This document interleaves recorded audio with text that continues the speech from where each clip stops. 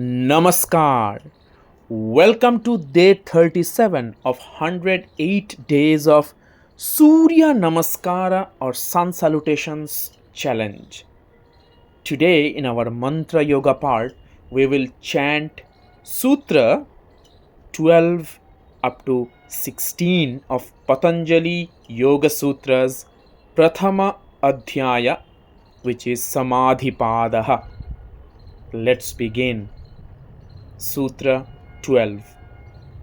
अभ्यासवैराग्याभ्यान्तन्निरोधः अभ्यासवैराग्याभ्यान्तन्निरोधः अभ्यासवैराग्याभ्यान्तन्निरोधः. These mental modifications are restrained by practice and non-attachment. Sutra 13.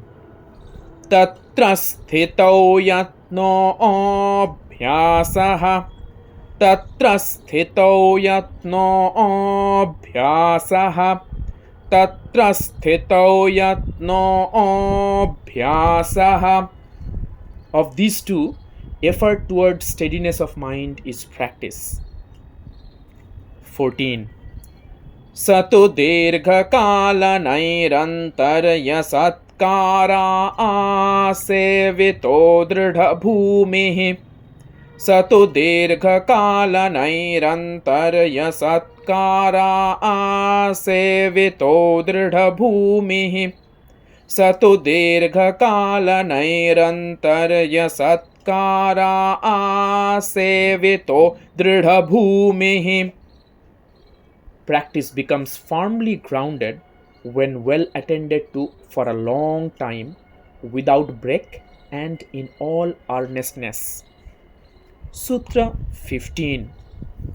Drashtanushravika vishaya vitrashnasya vashekara sangya vairagyam Drashtanushravika vishaya vitrashnasya vashekara sangya vairagyam Drashtanushravika vishaya vitrashnasya vashekara sangya vairagyam.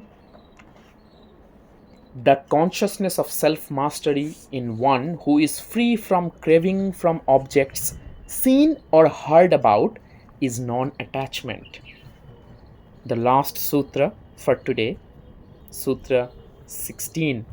Tat param purusha khyāter gunavaitrishnyam Tat param purusha khyāter gunavaitrishnyam Tat param purusha khyāter gunavaitrishnyam.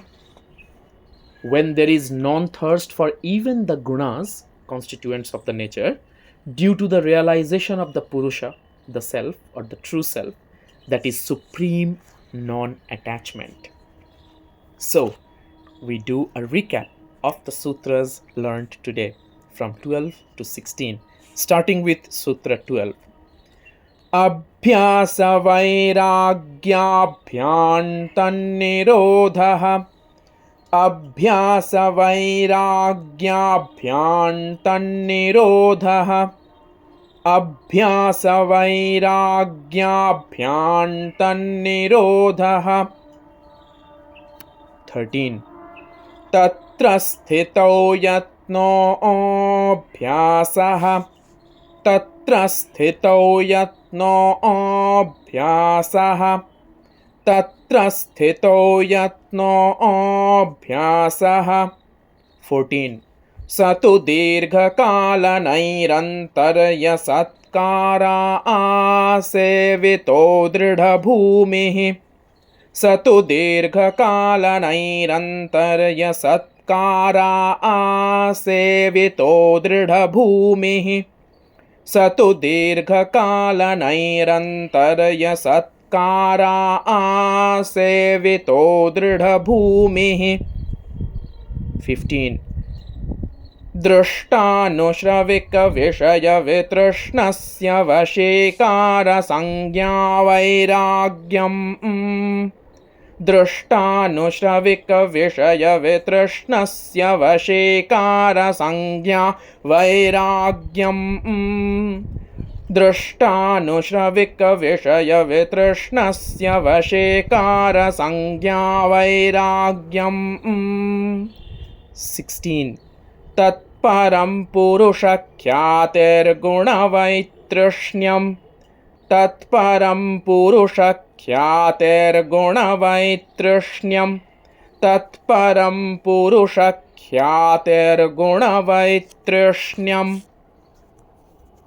Thank you so much for joining me in this journey of 108 days with the Mantra Yoga Infusion. We will continue learning from Sutra 17 moving forward. Please hit that like button, subscribe button and the notification bell icon if you have come this far and enjoying these sessions with me every single morning. And I invite you to share this video generously with your loved ones and dear ones and allow them to become a part of this transformation as well. I wish you all the best in your Mantra Yoga Sun Salutations Surya Namaskar challenge, and I can't wait to finish this journey with all of you here who are joining in this part.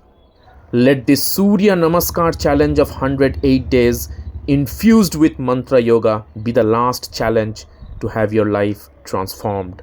Hari Om Tat Sat.